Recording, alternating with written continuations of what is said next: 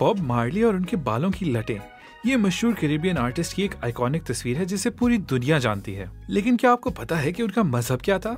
Marley रेस्टाफेरियन थे। ये 1930s की दिहाई में जमैका में शुरू होने वाली एक मजहबी और सियासी तहरीक थी।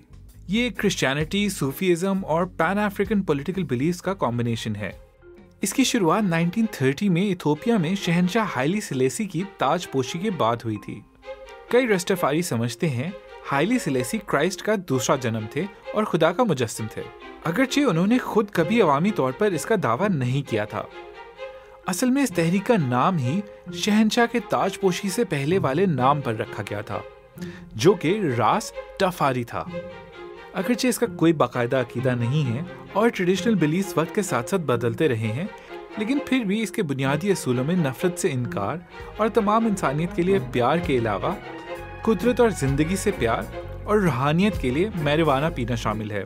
हालांकि ये बॉब मार्ली से ज्यादा एसोसिएट किए जाते हैं, लेकिन बहुत से रस्टाफारीज अपने बालों की लटें बढ़ाते हैं, जिसे अफ्रीकी शनाख्त का रूहानी और अलामती निशान भी समझा जाता था।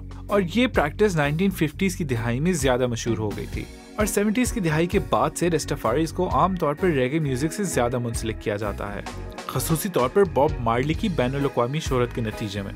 उन्होंने इस अकीदे के मुतालिक आगाही बढ़ाने में मदद की है।